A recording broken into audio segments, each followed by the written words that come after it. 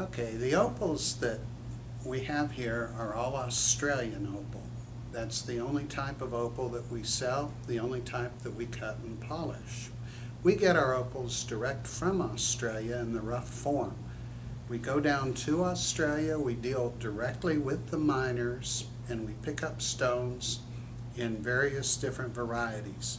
Some of the stones will be the boulder opal, like you're seeing right here.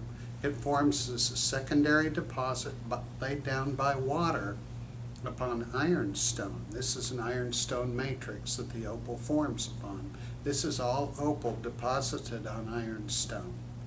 Sometimes the opal is found in a knobby. A knobby like this is a rough nugget that is formed by the opal forming a rounded piece, and we'll break it open and find it to be pure opal like this is on the inside. Sometimes, and most of the time, the opal is smaller pieces. All of the pieces in this jar were picked up from one day of noodling.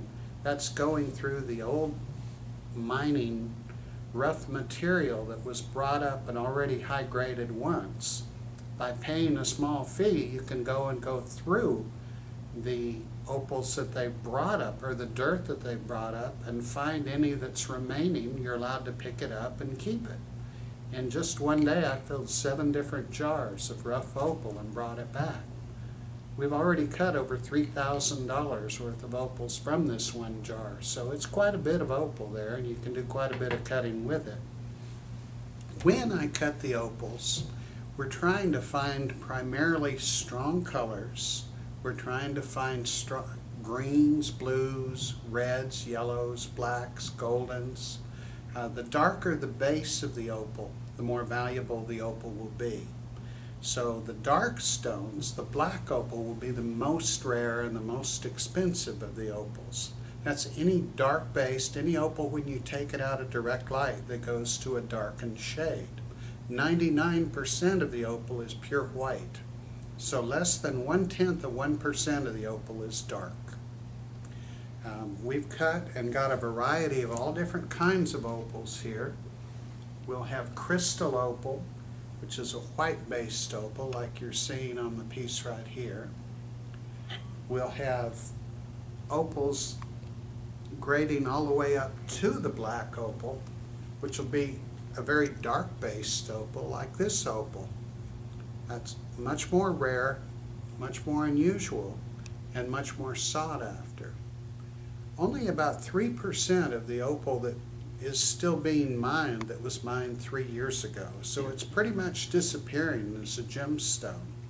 And the Ethiopian, the Mexican, many of the Brazilian opals are all high water content opal, and I don't recommend them because they dry out and have a tendency to crack within 3 to 6 months. So we sell only Australian opal here in my store, and that's my specialty. I cut, I polish it, and then I create a piece of jewelry to show it off. The jewelry that we may do rings, we may do pendants, we may do earrings with it. People can come in and select because we carry over 4,000 loose opals in trays here that people can choose from. We have black opal, crystal opal, and white opal if that's what people would like to have. That's what they'll see in most stores. But the opal that we have here is predominantly the top 1% of all the opal that's mined. We're choosing opal for strong colors, for good brilliance, for good show, and we're cutting and polishing it. Oftentimes opal forms as a pseudomorph for a fossil, and we cut and polish that fossil and turn it into a finished piece. I've got several pieces that are clamshells from the Upper Cretaceous period, and they've turned into pure opal.